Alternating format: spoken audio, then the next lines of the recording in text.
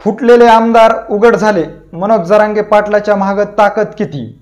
मनोज जरांगे पाटील हे मराठा समाजाला ओबीसीतून आरक्षण मिळावे, याचबरोबर सगळ्या सोयऱ्याची अंमलबजावणी करण्यात यावी ह्यासह इतर मागणी करता 19 ऑगस्ट पासून मुंबई येथील आझाद मैदानावर ते आमरण उपोषणाला बसल्याचं आपल्याला पाहण्यास मिळालेलं आहे.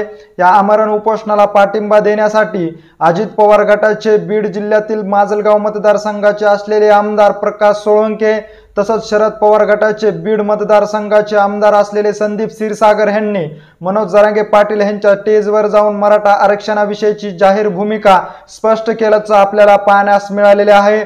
त्यानंतर पुन्हा एकदा अजित पवार गटाचे बीड जिल्ह्यातील गेवराई मतदारसंघाचे आमदार असलेले विजय सिंह पंडित यांनी देखील मनोज जरांगे पाटील यांच्या मराठा आरक्षणाला पाठिंबा असल्याचं सांगितल्याचं जे आपल्याला पाहण्यास मिळालेलं आहे.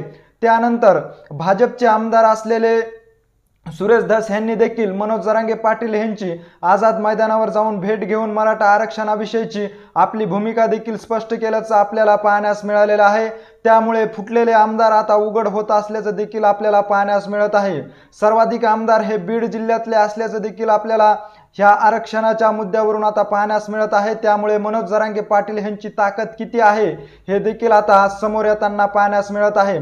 अजित पवार गट तसंच शिंदे गटातील काही आमदार जे आहेत ते आता मनोज जरांगे पाटील यांच्या मराठा आरक्षणाविषयीच्या प्रश्नावर उघड भूमिका घेत असल्याचं आपल्याला दिसत आहे. काल जर पाहिलं तर अनेक आमदार खासदार हे मनोज जरांगे पाटील यांच्या आमरण उपोषणस्थळी येऊन भेट देऊन त्यांनी मराठा आरक्षणाविषयीची आपली भूमिका देखील स्पष्ट केल्याचं आपल्याला पाहण्यास मिळालेलं आहे.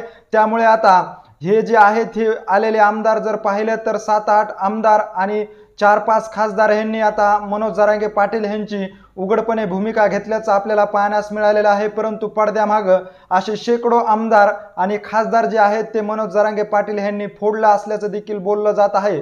त्यामुळे मुंबई येथील आझाद मैदानावरील मराठा आरक्षणाची जी मनोज जरांगे पाटलाची ताकद आहे ती ताकद कुठेतरी वाढत असल्याचं पाहण्यास मिळत आहे. त्यामुळे सरकार मनोज जरांगे पाटील यांच्या आंदोलनाला कशा प्रकारे हाताळत आहे हे देखील पाहणं तितकंच महत्त्वाचं ठरणार आहे. एकंदरीत ह्या सर्व घडामोडीविषयी नेमकं तुम्हाला काय वाटतंय हे आम्हाला आमच्या कमेंट बॉक्समध्ये नक्की कळवा. आणि अशीच अपडेट जर तुम्हाला वेळोवेळी जाणून घ्यायची असेल आणि तुम्ही अजूनही आमच्या चॅनलला जर सबस्क्राईब केलं नसेल तर नक्की सबस्क्राईब करा. धन्यवाद.